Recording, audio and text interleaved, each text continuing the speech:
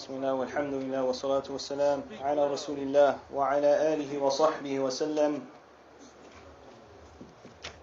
So the next point that we're going to take tonight is the statement of the author rahimahullah ta'ala, where he said, وَالْإِيمَانُ بِأَنَّ اللَّهَ تَعَالَى قَدْ عَلِمَ مَا كَانَ مِنْ أَوَّلِ الدَّهْرِ وَمَا لَمْ يَكُنْ وَمَا هُوَ كَائِنٌ أَحْصَى وَعَدَّهُ عَدًّا ومن قال إنه لا يعلم إلا ما كان وما هو كائن فقد كفر بالله العظيم. So Imam al-Barbahārī rahmatullah alayhi, he said, and to believe or to have iman that Allah subhanahu wa ta'ala already knew what was going to take place during or at the beginning of time. وَمَا لَمْ يَكُنْ, and he also knew what's never going to happen. وَمَا هُوَ كَائِن, he knows what's going to happen in the future. He has enumerated and counted everything. وَمَنْ قَالَ إِنَّهُ لَا يَعْلَمُ إِلَّا مَا كَانَ وَمَا هُوَ كَائِن فَقَدْ كَفَرَ بِاللَّهِ الْعَظِيمِ. And whoever makes a claim that Allah subhanahu wa ta'ala, he does not know except that which has already transpired, that which has already happened, or that which is happening right now or in the future, he has disbelieved in Allah subhanahu wa ta'ala. So Shaykh Salih al-Fawzan hafidhahullah ta'ala, he says, يَجِبُ إِثْبَاتُ الْعِلْمِ لِلَّهِ جَلَّ وَعَلَى. So when it comes to the attribute of Allah subhanahu wa ta'ala's knowledge, it's obligatory to affirm it. It's incumbent to affirm the perfect knowledge of Allah subhanahu wa ta'ala. وَإِحَاطَتُهُ بِكُلِّ شَيْءٍ, and that it encompasses everything. فَهُوَ بِكُلِّ شَيْءٍ عَلِيمٌ, Allah subhanahu wa ta'ala knows about everything. وَعَلَى كُلِّ شَيْءٍ قَدِيرٌ, he's able to do all things. And we pointed this out before, the erroneous statement of the individual who said he could think of 1,000 things that Allah subhanahu wa ta'ala couldn't do. Even for argument's sake, if he was to say what was intended is that there are certain things that do not befit Allah subhanahu wa ta'ala. For example, Allah subhanahu wa ta'ala having a wife, or Allah subhanahu wa ta'ala having a child, or Allah subhanahu wa ta'ala creating another deity such as himself, right? That ibarah, right, that phrase to say that there are things that Allah cannot do is not correct.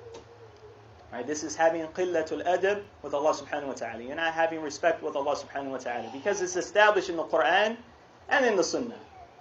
Allah subhanahu wa ta'ala says in numerous verses, إِنَّ اللَّهَ عَلَى كُلِّ شَيْءٍ قَدِيرٌ, Allah is able to do all things. So that which should be said, if a person is intending that, is that there are things that do not befit Allah subhanahu wa ta'ala. But as for a person saying that Allah can't do this or He can't do that, this is not befitting. وَعِلْمُهُ لَا بِدَايَةَ لَهُ وَلَا نِهَايَةَ لَهُ. So when it comes to the knowledge of Allah subhanahu wa ta'ala, it doesn't have a beginning nor an end. Right? We can't even really truly understand what that means. Us as human beings, when we come into this world, we come into this world via our mother. Right? We come out of the womb of our mothers. Allah subhanahu wa ta'ala mentioned, it is Allah who took you out of the wombs of your mothers. لَا تَعْلَمُونَ شَيْئًا. You didn't know anything. You didn't know anything. However, when it comes to the knowledge, the perfect knowledge of Allah subhanahu wa ta'ala, the Creator, it doesn't have a beginning nor an end. عِلْمُهُ كَسَائِرِ الصِّفَاتِ ثَابِتٌ لَهُ فِي الْأَزَلِ. So the knowledge of Allah subhanahu wa ta'ala is like the rest of His attributes. It's established or it's permanent, with regard to Allah subhanahu wa ta'ala, فِي الْأَزَلِ, for eternity. فكما أن الله لا بداية له فكذلك لا بداية لأسمائه وصفاته وأفعاله سبحانه وتعالى. So just as Allah subhanahu wa ta'ala doesn't have a beginning, then likewise His names, His attributes, and His actions don't have a beginning. وكما أن الله لا نهاية له فكذلك لا نهاية لأسمائه وصفاته وأفعاله جل وعلا.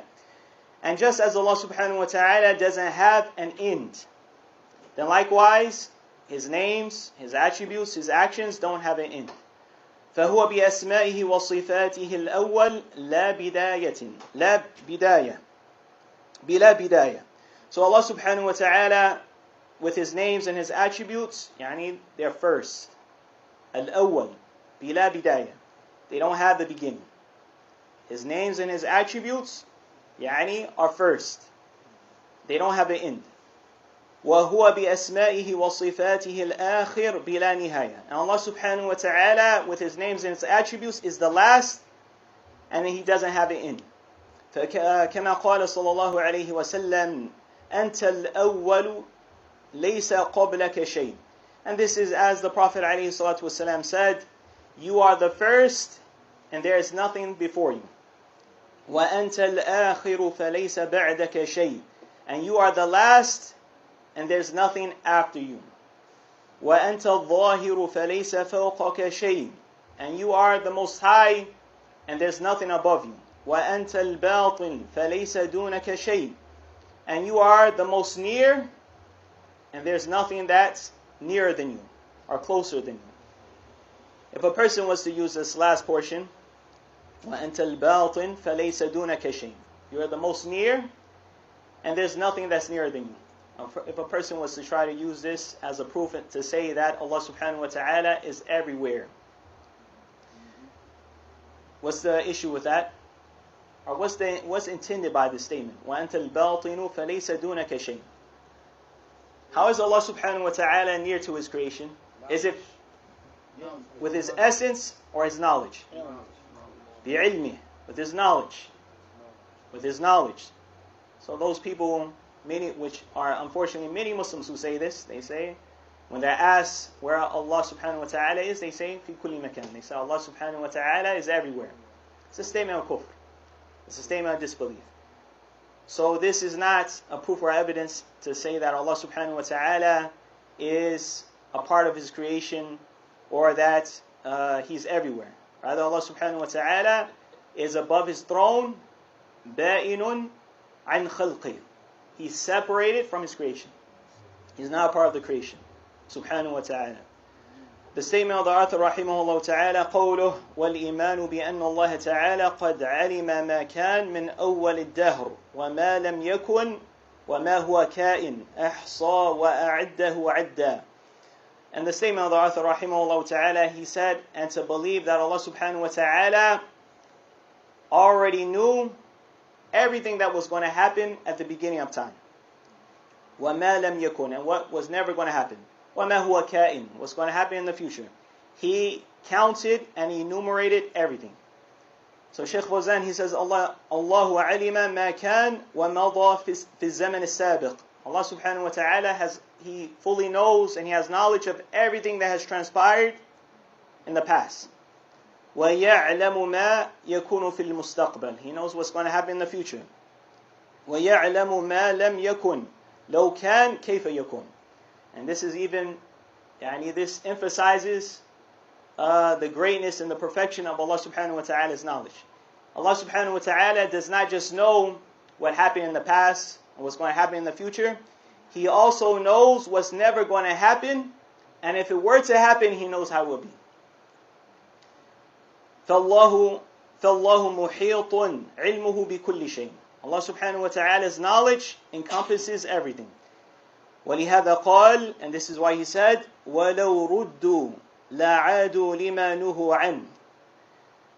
If they were returned, and to give context to this verse, this is with regard to the disbelievers. If they were returned, they will go back to what they were forbade from. On Yawm al-Qiyamah, the disbelievers, the polytheists, they're going to plead, they're going to beg, and they're going to ask to go back to this world. Why? So that they could do good deeds. This is going to be their plea before Allah subhanahu wa ta'ala. They're going to claim that if they were sent back to this world, they're going to do good deeds. And it's going to change their outcome in the hereafter. Shaykh Fawzan, he says, عَلِمَ اللَّهُ أَنَّهُمْ لَوْ رُدُّوا إِلَى الدُّنْيَا لَعَادُوا لِمَا نُهُوا عَنْهُ. أي لَوْ رُدُّوا إِلَى الدُّنْيَا فَإِنَّهُمْ سَيَعُودُونَ لِلْكُفْرِ. So Allah subhanahu wa ta'ala, He knows that if the disbelievers were sent back to this world, they're just going to go back to doing what they used to do. He says, meaning if they were sent back to this world, they're going to return back to disbelief. مع أن عودهم إلى الدنيا لن يكون أبدا. Despite the fact they're never going to return back to this world. Right? This is something that Allah subhanahu wa ta'ala knows is never going to happen. But if it were to happen, He knows how it's going to be. These people claim that if they're sent back to this world, we're going to do righteous deeds, we're going to be believers, right? We're going to turn our lives around, we're going to do what we're supposed to do. But the reality is, Allah subhanahu wa ta'ala already knows that if they were sent back to this world, they're just going to disbelieve again. The statement, قوله ومن قال إنه لا يعلم إلا ما كان وما هو كائن فقد كفر بالله العظيم. So whoever makes a claim that Allah subhanahu wa ta'ala, He does not know about something, or He does not know about what has already taken place in the past, وَمَا هُوَ كَائِن, He does not know except that which has taken place already, وَمَا هُوَ كَائِن, and that which is going to happen in the future. فَقَدْ كَفَرَ بِاللَّهِ الْعَظِيمِ. He has disbelieved in Allah subhanahu wa ta'ala. مَنْ قَصَرَ عِلْمَ اللَّهِ عَلَى الْحَوَادِثِ الَّتِي تَقَعُ فَقَطْ وَلَا يَعْلَمُ مَا هُوَ كَائِن قَبْلَ وُقُوعِهِ فَقَدْ كَفَرَ بِاللَّهِ. Whoever limits the knowledge of Allah subhanahu wa ta'ala to events that have already taken place, and they say that Allah subhanahu wa ta'ala, He doesn't know about something until it happens, he has disbelieved in Allah subhanahu wa ta'ala. Who says this? Which deviant sect holds this belief? Al-Qadariyah. Al-Qadariyah. Right? And you have different factions amongst them. Right? Some of them, they hold this type of belief. Some of them say, like the Jabariyah, they say a person is being forced. Like when it comes to a person's actions, whether a person is going to be a believer or a disbeliever, whether he's going to do good deeds or bad deeds, they say that a person is forced. He has no option. He has no type of choice. Right? And this is one extreme, and then you have another extreme of those who say this. Allah subhanahu wa ta'ala, a'yadhin billah, doesn't know about something until it happens. So this is clear-cut kufr. لِأَنَّهُ جَحَدَ عِلْمَ اللَّهِ جَلَّ وَعَلَى. And this is because, the reason why this person has disbelieved is because he has denied the perfect knowledge of Allah subhanahu wa ta'ala. وَجَحَدَ إِحَاطَةَ عِلْمِ اللَّهِ جَلَّ وَعَلَى. He has denied the comprehensive knowledge of Allah jalla wa'ala. وَأَثْبَتَ لِلَّهِ عِلْمًا نَاقِصًا. He has affirmed for Allah knowledge that is deficient. Knowledge that is naqis, and is deficient. فَهُوَ يَكْفُرُ بِهَذَا. So therefore he has disbelieved because of this. فَعِلْمُ اللَّهِ لَا يُحَدْ. Allah's knowledge is not limited. أَمَّا عِلْمُ الْمَخْلُوقِ إِنَّهُ مَحْدُودٌ مَهْمَا بَلَغْ. As for the knowledge of the creation, the knowledge of human beings, angels, jinn, our knowledge is limited. مَهْمَا بَلَغْ. It doesn't matter how much a person has, or how the extent to which a person has gained knowledge. And he mentions the verse from Surah Yusuf, وَفَوْقَ كُلِّ ذِي عِلْمٍ عَلِيمٍ. Above the person, or above everyone who possesses knowledge, is the most, or the all-knowing, meaning Allah subhanahu wa ta'ala. وَأَمَرَ رَسُولَهُ صَلَى اللَّهُ عَلَيْهِ وَسَلَّمْ أَنْ يَقُولْ رَبِّي زِدْنِي عِلْمًا. And Allah Jalla wa'ala, He commanded His Messenger alayhi salatu wasalam to say, my Lord, increase me in knowledge. There's no other place in the Quran where Allah subhanahu wa ta'ala is commanding the Prophet alayhi salatu wasalam to ask for an increase in something except for what? Knowledge. Except for knowledge. This is the only thing. Rabbi zidni ilma. My Lord, increase me in knowledge. You're not going to find a verse that says, my Lord, increase me in wealth. My Lord, increase me in wives. My Lord, increase me in real estate. No. The only thing is knowledge. فَالَّذِي يَحُدُّ عِلْمَ اللَّهِ وَيَقُولْ يَعْلَمُ كَذَا وَلَا يَعْلَمُ كَذَا هَذَا كَافِرٌ بِاللَّهِ لِأَنَّهُ تَنَقَّصَهُ وَجَحَدَ عُمُومَ عِلْمِهِ بِكُلِّ شَيْءٍ. So the one who says that Allah subhanahu wa ta'ala knows some things and He doesn't know other things, he has disbelieved in Allah subhanahu wa ta'ala. He has belittled Allah jalla wa ala. And he has denied the comprehensive of Allah subhanahu wa ta'ala, His comprehensive knowledge of everything. The next point that we're going to take is in reality, and we've already took some issues that are similar to this. This is an issue of fiqh. It's an issue dealing with Islamic jurisprudence. So the author, rahimahullah ta'ala, he said, وَلَا نِكَاحَ إِلَّا بِوَلِيٍّ وَشَاهِدَيْ عَدْلٍ وَصَدَاقٍ قَلَّ أَوْ كَثُرٍ وَمَنْ لَمْ يَكُنْ لَهَا وَلِيٌّ فَالسُّلْطَانُ وَلِيُّ مَنْ لَا وَلِيَّ لَهُ. So we're going to take some points, very important points, as it relates to this issue. So the author, rahimahullah ta'ala, he said, there's no nikah, there's no marriage, except with the wali, the guardian. وَشَاهِدَيْ عَدْلٍ, and two just witnesses. Two just witnesses. And a dowry, whether it's a little or a lot. And whoever does not have a wali, meaning the woman that does not have a guardian, then the sultan, the Muslim authority, is the wali for the one who does not have a wali. So Shaykh Salih al-Fawzan, Hafidhahullah ta'ala, he says, هذه مسألة فقهية. So this is an issue of Islamic jurisprudence. وهي بيان شروط صحة النكاح عند الجمهور. So this is important. This is a clarification of the conditions for a valid marriage with the majority of the scholars. With the majority of the scholars. وَمِنْهَا أَنْ يَكُونَ بِوَلِيٍّ. The first issue, or the first condition, is that there has to be a wali. There has to be a Muslim, well, if it's a Muslim sister, it has to be a wali. Who is the wali for a Muslim sister? Father or son. Or someone that uncle? Could it be uncle or son? First or father? The first is the father. Naam. or brother. Before the brother. The uncle. Al-Jad. The grandfather. So the father, then the grandfather, then her son, if she has a son. ثُمَّ أَخُوهَا الشَّقِيقِ. Right? If she has a full brother, then that would be the next in line.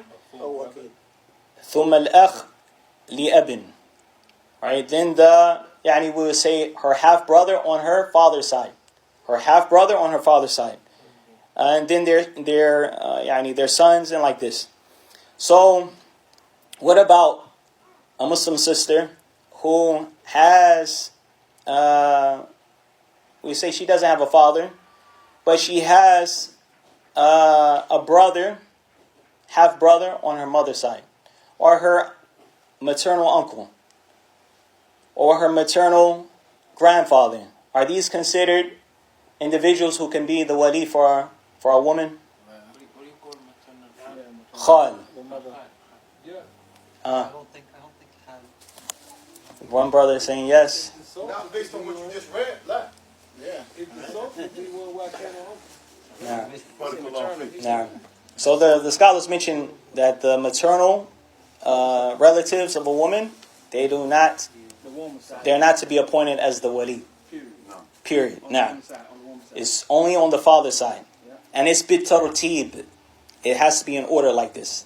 Another issue comes up. Say the father, I'm going to come back to you, inshallah. Say the father says, I don't want no parts of it. I don't have an issue with my daughter, for example, marrying this brother, but I don't want to deal with it. And then he appoints someone else, for example, who's not even a relative. He appoints someone not valid. That's close to him. Nah, it's someone who he trusts and يجوز. It's permissible. It's permissible. Alright? So what if that person happens to be the maternal brother, uncle? Nah, if it happens to be the maternal uncle, or nah, if he's being appointed, it's permissible. If he's being appointed by the father, it's permissible. Now, you with me? Who can be the appointed if it's not the father? So we just mentioned the order. The father, then grandfather, then her son if she has a son, her full brother, then the brother on the father's side, and then if he has children like this, and it goes down like this. Also, he mentions uncles and like this. But these are the initial individuals. And it's in this order. Some scholars say it has to be in this order. So Sheikh Fawzan, he says, before we go to that point, who are considered shahidi adl? Two just witnesses. Two just witnesses. In our time or real time? Brother Kalafi. We say عند العلماء, with the scholars. Okay. Ayakumullah. No. In terms of the conditions that have to be met, the scholars mention يعني al-Islam wal-bulugh, they have to be in puberty. So if somebody is like 10, 11 years old, they're not suitable for to be a witness. Wal-hurriya, and that's applicable to everyone this day and time, that they have to be free. Wal-adala, someone who's just. So for example, if a person is a bona fide sinner, someone who is an open sinner, and it's known they're an open sinner, and they don't care, and this person's not suitable in terms of being the shahid, or the shahiday, one of the two witnesses. Scenario. Brother Kalafi. Let's, in our time, if he's the only one available, then what?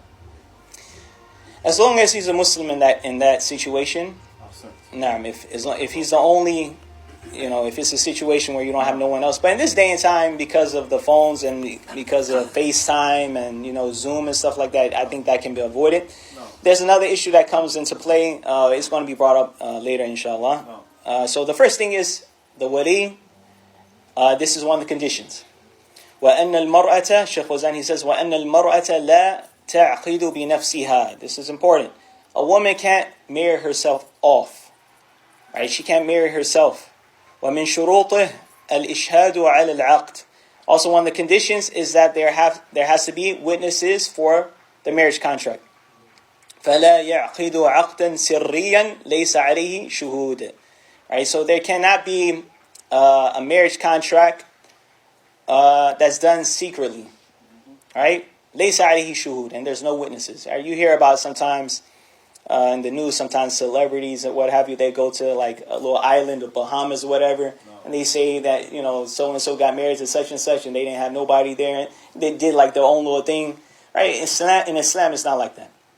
This is not to say that you can't have like a small amount of people that are present or what have you. But there has to be, you have to have at least two witnesses. At least two witnesses and the wali. So that's three people? It's three people. I'm excluding the marriage. It's three. Three. It has to be at least three people. The wali and shahiday. So the wali cannot be a witness. The scholars mention this. The wali cannot be a witness. Right. All right. And the witnesses, can they be one woman, one man? No woman, bro. With regard to marriage, with regard to marriage, according to what I recall, it only can be males. Allah subhanahu wa ta'ala knows best. I'll look back at the issue, but from what I recall, it only can be males, two males. Because I know in the women's situation, it has to be two females. Two females. That's with regard to writing down the deen. That's with regard to debts. Okay. We're writing down the debts and that a person being a witness over that. But it's with regard to marriage, and like I said, inshallah, I'll go back and make sure, but from what I recall, only can be males. Inshallah, the questions we'll take at the end. Barakallahu feekum. So it cannot be any type of secrecy, right? It has to be at least two witnesses there with the wali. Shaykh Fawzan, he says, فَمِن مَذْهَبِ الْمُسْلِمِينَ إِعْلَانُ النِّكَاحِ. Right? One of the practices of the Muslims is announcing the marriages. Right? You have people who are like this. When they get married, it's as though they don't want anyone to know about it. All right? Part of the methodology of the Muslims is that you announce the marriages. You don't have to get on the minbar or make an announcement after Jumu'ah, so and so. You don't have to do all that, but it should be known. It should be known that so and so got married to so and so. وَمَسْأَلَةُ الْوَلِي مَحَلُّ خِلَافٍ. So when it comes to the issue of al-wali, the guardian, this is an issue of differing amongst the scholars.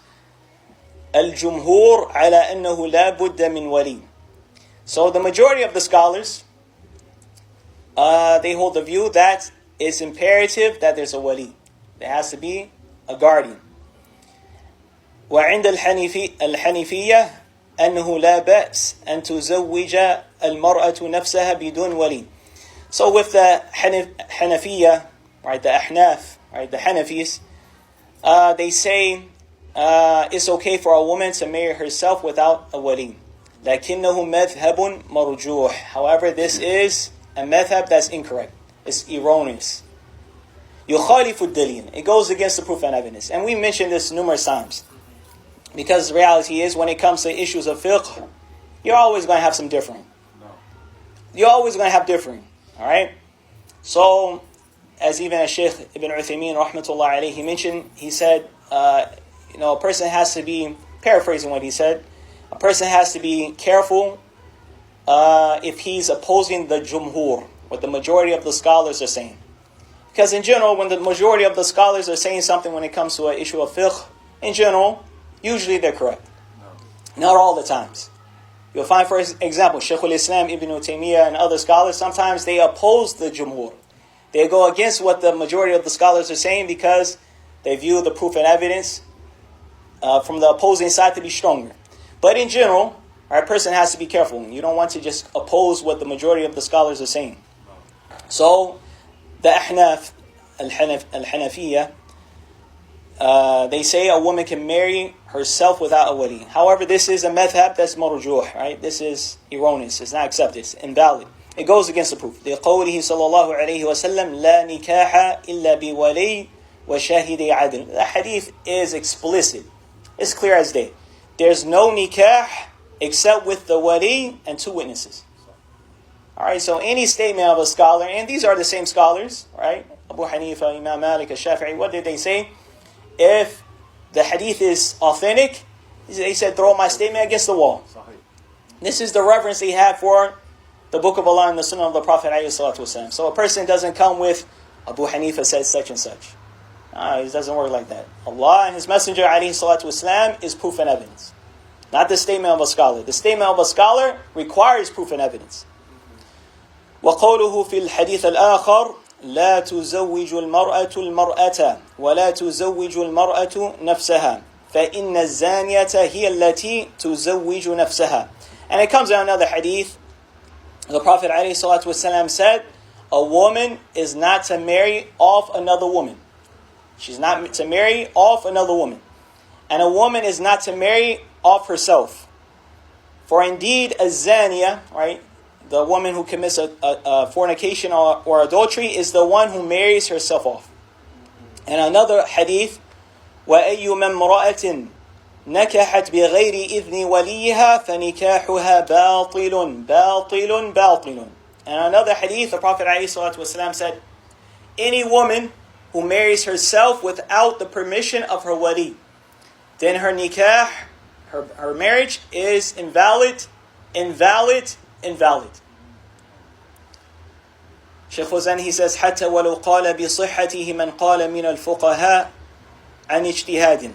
Right, even if a person from amongst the scholars said, that it's sound or is correct based upon their ijtihad. فَإِنَّ الْعِبْرَةَ بِالدَّلِيلِ. What's taken into consideration is proof and evidence. So now, if a sister, for example, was to get married without wali, the marriage is not sound. It's not sound. If she was to get married without wali or without the permission of her wali, the marriage has to be done over. It's not valid. ولهذا نص المؤلف على هذه المسألة مع أنها فقهية. And this is why the author rahimahullah ta'ala mentioned this issue, even though it's an issue of fiqh. ليبين أن هذا هو المذهب الصحيح. And this was to clarify that this is the correct methodology. وهو المذهب الذي عليه جمهور أهل العلم الذي تدل عليه السنة النبوية. And this is the methodology that the majority of the scholars are upon. And this is what is indicated by the prophetic sunnah. وَلِأَجْلِ أَن تَنْضَبِطَ أَنْكِحَةُ الْمُسْلِمِينَ. And this is so that there is, regulations when it comes to, the Muslims getting married. وَلَا تَدْخُلُهَا السِّرِّيَّةُ وَالْإِحْتِيَالَاتِ. and so that there is no type of secrecy and playing games. An issue that is brought up many times is doing the nikah on the phone, getting married on the phone. So you have fatwa like by the Lajnatul Da'ima, the permanent committee in Saudi Arabia, the likes of Sheikh Ibn Baz and other scholars. They were asked about this issue of getting married on the phone.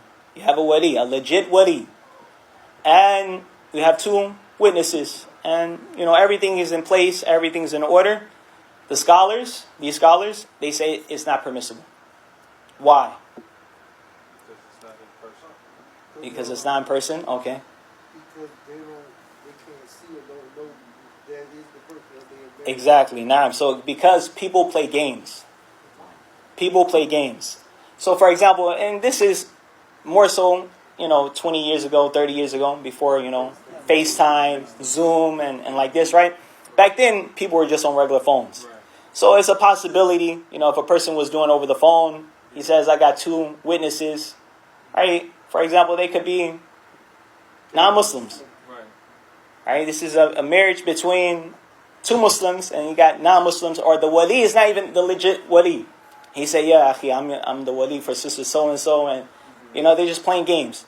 So they do this, min bab al-ihtiyat, to be on the safe side, because we have people who play games. But in our day and time, because of the video that's is available on the phones, this is not really applicable now. But just the regular cell phone, they said this should be avoided. بل تكون واضحة علانية. So when it comes to the regulations for getting married and the marriage itself, right, these affairs should be clear, and they should be علانية, in the open. فإن الأنكحة من أهم الأمور. And this is because marriage is one of the most important affairs. لأنها ينبني عليها أسر وينبني عليها ذراري وينبني عليها نسب وينبني عليها أشد من ذلك استباحة الفروج. So, when it comes to the affair of marriage, right, this is extremely important. And this is because of marriage, this is the foundation upon which families are built. Children, nasab, right, lineages. He said rather, something that's even more crucial or more important than that, and it's istibahatul furuj, right? That a person can be intimate with another woman. By getting married, now it's lawful for you to be with another woman. فلا بد من الضوابط الشرعية لعقد النكاح الواردة في الأحاديث وفي الآيات. So it's imperative that these guidelines, these Islamic guidelines, are adhered to when it comes to the marriage contract, which have been reported in the ahadith and in the ayat in the book of Allah subhanahu wa ta'ala. The next issue is with regard to the dowry. وَصَدَاقٍ قَلَّ أُكَثُرٍ. Right? The dowry, whether it's a lot or a little. سبحانك اللهم وبحمدك أشهد أن لا إله إلا أنت أستغفرك وأتوب إليك.